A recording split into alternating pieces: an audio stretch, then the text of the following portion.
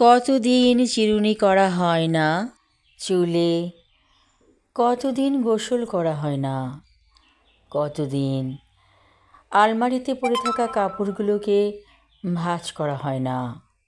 দীর্ঘ দিন পেরিয়ে গেছে। হঠাৎ করে মনে হলো নিজেকে কষ্ট দেওয়া ঠিক না।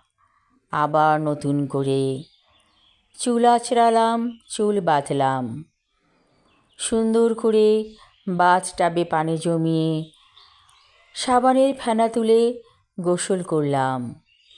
আলমারির কাপড়গুলোকে ভাঁজ করলাম। মনে হচ্ছে নতুন জীবন ফিরে পেয়েছি। আমাদের সমাজে এমন অনেক মানুষ আছে যারা নিজেকে কষ্ট দেয়, নিজেকে তিলে তিলে মেরে ফেলে।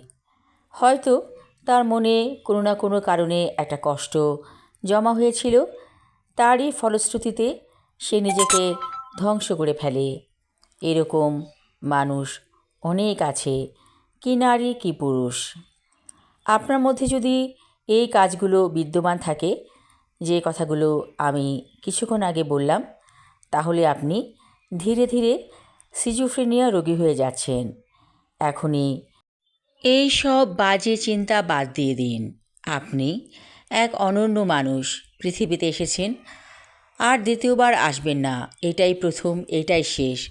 যেহেতু আমরা মুসলিম, তাহলে আমাদেরকে এটা বিশ্বাস করতেই হবে মানুষ পৃথিবীতে একবারই জন্মগ্রহণ করে, তাই জীবনটাকে নষ্ট করবেন না।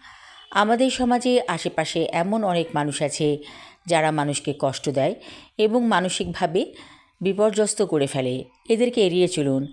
এরা আপনার কখনোই উপকার করবে না এবং উপকার করার কথা তারা চিন্তাও করে না। কেন আপনি তাদের কথা ভাববেন? কেন আপনি তাদের আশপাশে থাকবেন?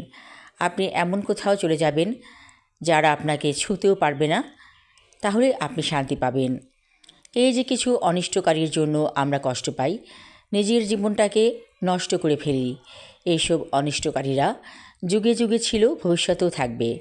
এদের দিকে তাকালে আপনার সর্বনাশ। তাই নতুনভাবে বাঁচতে শিখুন।